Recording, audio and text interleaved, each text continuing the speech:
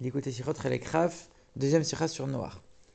Il y a un midrash sur la paracha de Noach qui nous explique que quand on compte les années de la vie de Noach, on ne compte pas l'année du déluge. Et c'est vrai que quand on regarde le texte de la Torah nous dit que quand le déluge a commencé, Noach avait 600 ans. Et la Torah nous dit aussi qu'après le déluge, Noach a vécu encore 350 ans. Donc 600 plus l'année du déluge plus 350, ça devrait faire 951.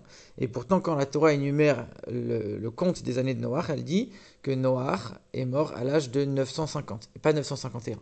Donc on voit qu'il y a une année en plus qui n'a pas été comptée, et les commentateurs disent que comme c'était une année de souffrance, on ne l'a pas comptée.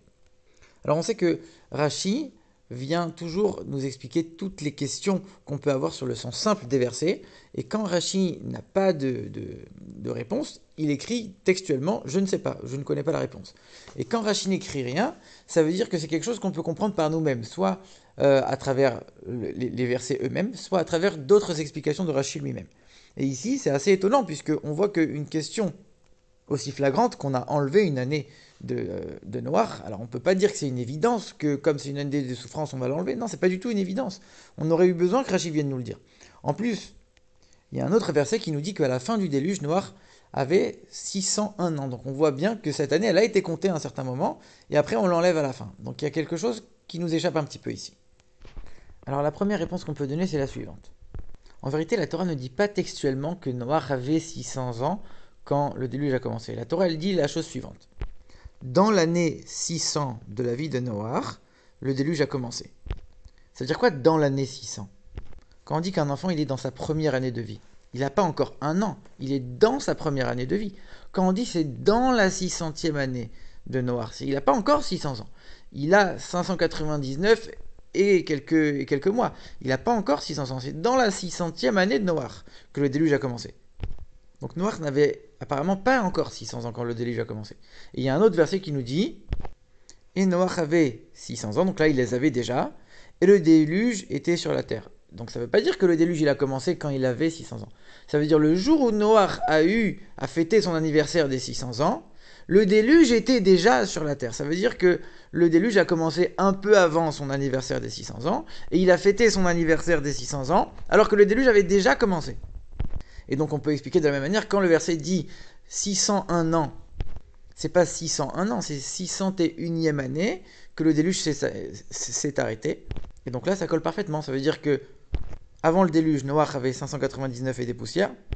Après le déluge, il avait 600 et des poussières. Et quand la Torah nous dit après le déluge, il a vécu 350 ans, ça veut dire 600 et des poussières plus 350. Ça fait 950 et quelques mois. Et donc là, on est bon sur le compte de la Torah. Parce que la Torah ne compte pas les mois, c'est une évidence. Malgré tout, il y a quand même un petit problème à ça. C'est qu'on a appris que Methuselah, Mathusalem, il est mort juste avant le début du déluge. Et on nous a aussi appris, Rashi nous dit, que il est mort à 969 ans et il est mort quand Noach avait 600 ans. Donc s'il est mort avant le début du déluge et qu'il est mort quand Noach avait déjà 600 ans, ça veut dire que quand le déluge a commencé, Noach il avait déjà 600 ans, selon ce calcul-là de Rashi. Comment il fait le calcul Rashi ? Methuselah, Mathusalem, il a eu son enfant qui s'appelle Lémer, il l'a eu à 187 ans. Ce Lémer, il a vécu 182 ans et à 182 ans, il a eu Noach. Et 182 plus 187, ça fait 369. Mathusalem, lui, il a vécu jusqu'à 969 ans. Donc 969 moins 369, ça veut dire que quand il est mort, Noach avait déjà 600 ans. Ça, c'est le calcul de Rashi. Alors comment on peut répondre à ça ? Quand on vient et qu'on nous dit Mathusalem, à 187 ans, il a eu Lémer, ça ne veut pas dire qu'il a eu 187 ans pile. Ça ne veut pas dire que son fils, il est né le jour de son anniversaire. On comprend bien que quand on dit moi j'ai eu un fils à 26 ans, ça veut dire dans ton année où tu avais 26 ans. C'est pas forcément le jour de tes 26 ans. Donc je peux avoir 26 ans et 5 mois et je vais avoir un fils. On va dire tu as eu un fils à 26 ans.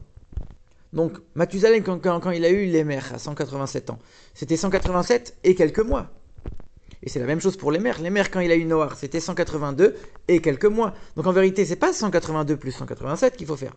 C'est 182 avec les mois qui correspondent, 187 avec les mois qui correspondent, et là, on n'a pas forcément 369, on peut avoir 370, ou alors 369 et des poussières. Un peu moins que 370. Donc ça veut dire que quand on fait le calcul, Noach, il avait un peu moins que 600 ans avant le début du déluge. Et donc au contraire, ça colle parfaitement avec ce qu'on a dit au début, que le déluge a commencé avant que Noach atteigne les 600 ans. Mais sur ça, le rabbi il a une question. C'est que on nous dit la chose suivante. Et ça, c'est dans Rashi. C'est que la génération de la tour de Babel, quand ils ont vu qu'il y a eu un déluge, ils ont su qu'il y a eu un déluge, ils se sont dit entre eux, attention, tous les 1656 ans, il y a un déluge sur la terre, il y a le ciel qui commence à tituber et il y a un désastre. Eux, ils ne savaient pas que c'était une seule fois qu'il y a eu un déluge. Ils se sont dit, bon, c'est arrivé en l'année 1656, ça va se reproduire tous les 1656 ans. Et comment on atteint ce chiffre-là, 1656? Comment on arrive à ce chiffre-là? Quand on regarde tous les personnages, toutes les générations qui sont énumérées dans la paracha de Bereshit et de Noach, quand on compte les âges de chacun, on arrive à ce chiffre-là. Sauf qu'on vient de dire quoi? On vient de dire que quand la Torah, elle te dit il est mort à 350 ans, ça ne veut pas dire forcément 350 pile le jour de son anniversaire, c'est 350, et même si c'est 350 et 9 mois, la Torah elle va te dire c'est 350 ans. Donc quand toi tu es en train de me dire je vais calculer avec tous les âges de tous ceux qui sont énumérés de chaque génération dans la Torah, ça veut dire qu'en fait tu arrives à juste un chiffre qui sont les années complètes. Mais tous les mois en plus, tu les as pas comptés. Donc c'est pas 1656, c'est au bas mot 1657 si tu comptes les mois de tous. Donc comment on a pu, comment Rashi peut dire que les gens ils vont penser 1656 ans? Ils auraient dû dire au moins 1657 voire 1658. D'où il sort ce chiffre de 1656? Alors dans la parachate qui dit ça, Rashi il dit qu'il y a des fois où on compte pas les années de la personne elle-même, on compte par rapport au premier Tishri, aux années du monde, etc. C'est un compte qui est un peu particulier et ce serait assez étonnant de se baser sur ce Rashi qui est si lointain et dans un contexte où on n'a aucune indication ici, qu'il faudrait compter comme ça, Rashi ne dit rien et c'est quelque chose qui est beaucoup trop gros pour qu'on puisse le déduire tout seul. Donc l'explication que le rabbi il propose ici, c'est la suivante. Il dit, quand un homme, il a 29 ans et 9 mois, 29 ans et 11 mois, il va pas dire j'ai 29 ans, il va dire j'ai 30 ans. Ça veut dire qu'on voit qu'on a tendance toujours à arrondir les âges. Et c'est la même chose dans la Torah. À part les endroits où la Torah dit aujourd'hui j'ai 120 ans, tout rond, les autres endroits dans la Torah où il y a des âges qui sont mentionnés, il est très probable que ce soit des âges qui sont approximatifs. Quelqu'un qui a 29 ans et 10 mois, on va dire lui il a 30 ans. Et c'est logique, ça choque personne. Donc quand maintenant tu es en train de me dire que tu as calculé les âges de tous ceux qui sont énumérés dans la Torah jusqu'à la tour de Babel, il y en a certains, ils avaient peut-être un peu plus, d'autres un peu moins. Et quand tu fais la balance des plus et des moins, alors tu n'arrives pas à 1657, 1658. Un peu moins, un peu plus, on s'y retrouve et on est approximativement autour de 1656. Il y a une très petite marge finalement.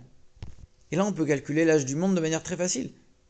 Ici, le rabbi, il en profite pour faire une remarque. Il dit, mais pourquoi c'est tellement important? Et d'ailleurs, c'est quelque chose qu'on voit souvent dans la Torah. Pourquoi c'est tellement important de dire, lui, il a eu un fils à tel âge. Lui, il a eu un fils à tel âge. Et on nous dit le nom de personnages qu'on ne connaît même pas. Mais on les mentionne, eux, leurs enfants et leurs âges, de génération en génération. Pourquoi c'est si important? Et c'est vrai que, comme on l'a dit, finalement, les âges qui sont mentionnés, ils sont approximatifs. Ça veut dire que quand tu vas dire, quand la Torah va dire qu'un tel a 50 ans, si ça se trouve, il a 49 ans et 1 mois. Et en fait, c'est pas qu'il a 50 ans, c'est qu'il est dans sa 50e année. Mais on va écrire dans la Torah 50 ans. Ou alors peut-être que non, il a 50 ans et 11 mois, et on va dire, il a 50 ans. En fait, il y a une marge de 2 ans. C'est énorme. Ça veut dire que quand on cherche à savoir l'âge de la personne en elle-même, la marge, elle est grande. Et là, on ne peut pas être certain de l'âge de la personne précise. Par contre, comme on a dit, quand on fait la liste de tous les personnages qui sont énumérés dans la Torah de génération en génération pour connaître l'âge du monde, puisqu'il y en a certains qui ont un peu plus, d'autres qui ont un peu moins, on va s'y retrouver et donc, même si le calcul ne sera pas exact, on n'aura pas une marge d'erreur tellement grande. Et au maximum, Il y aura quelques mois, soit en plus, soit en moins, mais l'âge du monde, il sera connu. Et pourquoi c'est tellement important de connaître l'âge du monde? On voit qu'il y a un midrash qui nous dit la chose suivante. Il y avait un Romain qui s'appelait Achillas. Il a voulu se convertir au judaïsme, mais il a donné plusieurs raisons. Et une des raisons, c'était de dire, chez vous, même les enfants, même le plus petit des enfants, connaît l'âge du monde, sait depuis combien d'années le monde a été créé. Et si ça c'est un des arguments qui l'a poussé à se convertir, c'est pas que parce que c'est quelque chose qui relève de la sagesse d'Israël, ils sont très intelligents donc moi aussi je vais être comme eux, non. On parle pas de sagesse ici. Il est en train de dire c'est la religion, c'est le fond qui l'intéresse. Pourquoi c'est important de connaître l'âge du monde? Parce que ça nous rappelle que le monde a été créé. Le monde n'est qu'une créature de Dieu. Il y avait une période où il n'y avait pas de monde. On ne peut pas dire le monde, il a toujours existé. Et il n'y a pas de Dieu. Non, on sait qu'il y a une période où il n'y avait pas le monde. Et le monde, il a été créé par Dieu. Et même quelqu'un qui croit en Dieu, il peut avoir une foi en Dieu, mais qui n'est pas précise. C'est vrai qu'il croit en Dieu, mais il n'a pas les détails. On sait que quand quelqu'un va entendre quelque chose, il connaît la chose seulement par bribes. Mais quand il voit la chose elle-même, il connaît beaucoup plus de détails sur ce qui s'est passé. Donc quand on dit moi j'ai foi en Dieu, je sais que Dieu a créé le monde, ça suffit pas. Il faut dire je sais que Dieu a créé le monde, il a créé le monde il y a 5785 ans. La foi en Dieu, elle doit être précise. Il faut qu'on puisse être capable de dater l'âge du monde. Et c'est pour ça que la Torah, elle met tellement l'accent de mentionner les âges des personnages dont on ne connaît même pas l'identité, pour qu'on puisse toujours être capable de dater l'âge du monde.